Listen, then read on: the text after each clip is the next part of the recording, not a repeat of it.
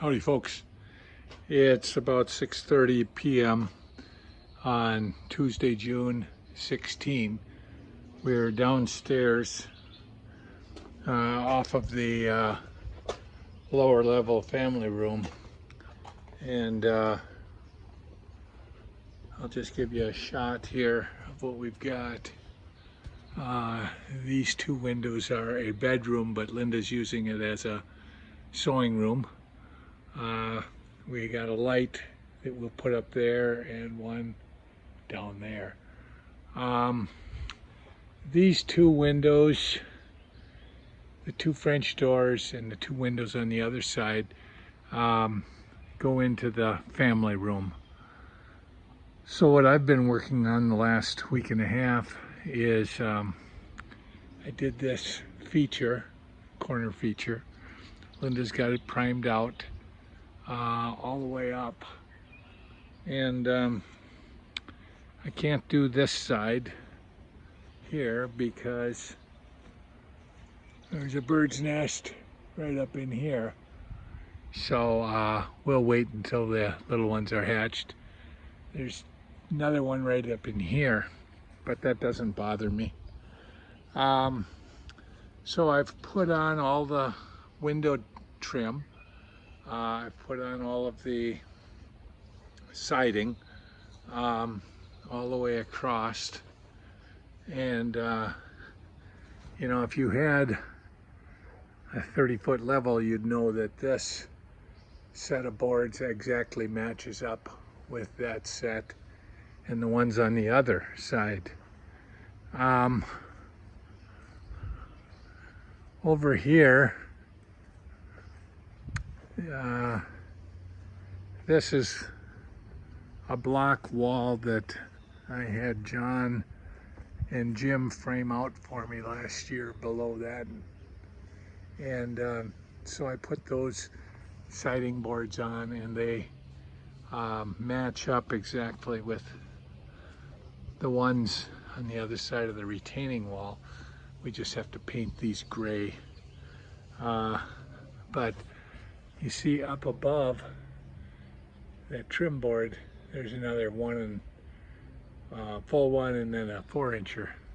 And this lines up exactly with that, and this one will too. So to finish this off, I just have to put a small piece here. I have to put a small piece there and a small piece there. I'll take this down before we paint it, because take this off because it'll be easier to paint everything. These are the alligator clips, I guess some people call them, that I use. And you see I put these on the bottom and then slip over the piece of siding that goes above it. This is the hole that I drilled using my hole saw, so that fits real nice. I just have to put a little caulk in here. So, you know, everything takes a while, and I work slow, and I like to take a lot of breaks. It was probably 85 out here today. I used unpainted stuff over there. Here's some more unpainted, probably another 11 or so sheets. Above the white trim board, that's where I'm putting, gonna be putting the board up next. So this board I have to cut. It has to be the top board right there. That one is 4 inches. And I used to think I was pretty accurate with the chalk line, but lately here I've been drawing a mark. So this is what I've been doing. I got to support this thing. They're floppy as heck. So I put down a big 6-inch trim board. Since I marked this off at 4 inches, I had part of it resting on the trim and then over a bit so that I could run my circle saw. And here, what I did, because I end up with a piece that's 3.5 inches that gets cut off of that 7.25, I put a board down below, and what that does is it catches it when that piece falls down. And I did the same over here. You see, I propped it up and I got a board here so that when that piece comes off, I'll be able to catch it and it won't shatter. To keep this thing tight, so I put a clamp, F clamp there on this board. This is that board, and then put it on the board that's part of this makeshift workbench.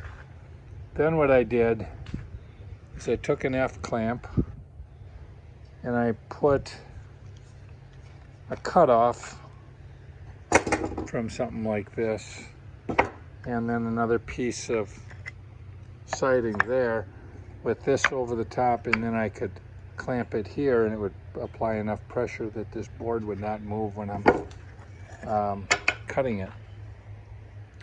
So it takes probably 10 minutes if a guy really went at it, and maybe another 20 because I'm working by myself. What I do is I take that 4-inch board and I'll, based on a feel, butt it up against that, and then I'll push it up tight against that rim board, and then I'll nail it. And then what that'll do is that will give me, it'll be holding it tight, and then I can work my way to the left and to the right. So that's how I'm putting up siding. Thanks for following the progress.